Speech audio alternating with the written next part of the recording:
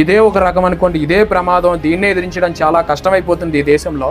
రాముడు పుట్టిన దేశంలో ఈ దరిద్రం ఏంటి, కృష్ణుడిది పుట్టిన దేశంలో ఈ దరిద్రం ఏంట్రా అని చెప్పి ఆలోచిస్తుంటే మరో పక్కన మత మార్పిడి. ఏంటది? క్రైస్తవ మత మార్పిళ్ళు, అక్రమ మత మార్పిడి. ఏంటది? అక్రమ మత మార్పిడి. ప్రలోభ మత మార్పిడి. ఏంటది? ప్రలోభ మత మార్పిడి. బలవంతపు మత మార్పిడి. ఏంటది? బలవంతపు మత మార్పిడి. ఆరోగ్య మత మార్పిడి. ఏంటది? ఆరోగ్య మత మార్పిడి. ఇలా అనేక రకాల మత మార్పుళ్ళు మనకి తెలియకుండానే మన పిన్నమ్మ మనతో పాటు నిన్నటి వరకు బొట్టు పెట్టుకుని ఉంటుంది, ఈరోజు బొట్టు తీసేసి చర్చికి వెళ్తుంది. అదేంట్రా, నిన్నటి వరకు మనతో పాటు ఉంటుంది, రాముని కొలిసింది, అమ్మవారికి పూజ చేసింది, ఈరోజు చర్చికి వెళ్తుంది ఏంట్రా అని చెప్పి మనం తెలుసుకునే లోపే జరగవలసిన నష్టం అంతా జరిగిపోతుంది. ఎలా మతం మారుస్తున్నారో కూడా మనకే తెలియట్లా. నిన్నటి వరకు మన బాబాయ్ మనతో పాటు గుళ్ళకి వచ్చేవాడు, ఈరోజు మన గుళ్ళో ఉన్నటువంటి దేవుణ్ణి సైతాన్ అంటున్నాడు. ఏమంటున్నాడు?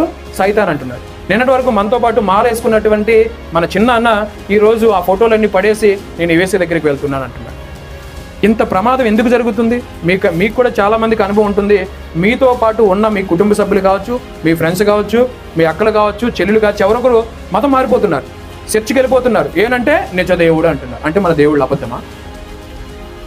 మన దేవుళ్ళు అబద్ధమా? మన సంస్కృతి అబద్ధమా? మన దేశం అబద్ధమా?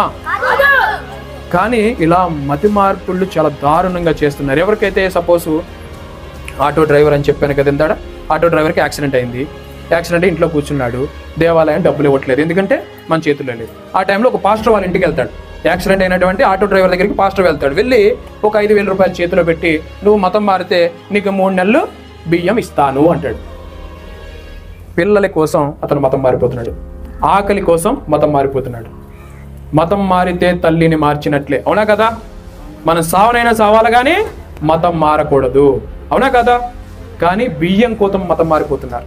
ఒక వ్యక్తి ఉన్నాడు, సాఫ్ట్వేర్ ఇంజనీర్ బెంగళూరులో. అతను రీసెంట్గా మతం మారాడు, నాతో పాటు సంవత్సరాలు పోరాడాడు. ఎందుకురా మతం మారావంటే నాకు పెళ్లి కాలేదు, మా అమ్మ మతం మారింది, చర్చికి వస్తే నీకు పెళ్లి అవుతుందని చెప్పి పాస్టర్ గారు చెప్పారంట, అందుకని ఒక 3 నెలల నుంచి చర్చికి వెళ్తున్నాడు.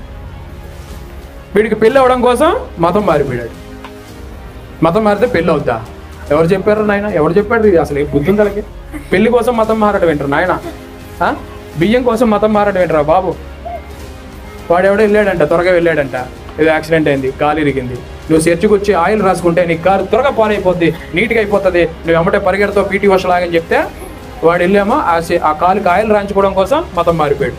ఆ తర్వాత కాలు నయం అయిపోయింది కదండి, బయటకు వచ్చేస్తాను, మళ్ళీ నా రాముడిని పూజిస్తానంటే అబ్బా అలా అనుకో, ఏసు కోపం వచ్చేది నీ కాలు ఇరిగిపోద్ది అంటున్నాడు. మళ్ళీ ఆడు ఫస్ట్ ఏం చెప్పాడు? ఏసుని నమ్ముకుంటే కాలు పూర్తిగా నయం అయిపోద్ది అన్నాడు. కానీ మెడిసిన్ వాడాడు, హాస్పిటల్కి వెళ్తూనే ఉన్నాడు, మెడిసిన్ వాడాడు. మెడిసిన్ ద్వారా తగ్గలేదంట, ఈ ఆయిల్ రాయడం ద్వారా కాలు తగ్గిపోయిందంట. తర్వాత ఏం జరిగింది? మతం మారి బయటకు వస్తానంటే నీ కాలు దేవుడు ఇరిచేస్తాడని భయపెడుతుంది. ఇలా జరుగుతుంది. దయచేసి అర్థం చేసుకోండి. ఇప్పటికీ ఎక్కువ సమయం అయిపోయింది. ఇక మీరు యూట్యూబ్లో వీడియోలు చూస్తుంటే మీకు ఎక్కువ అవుతుంది. నేను బాగా చెప్పాలనుకున్నాను కానీ అంత సమయం లేదు.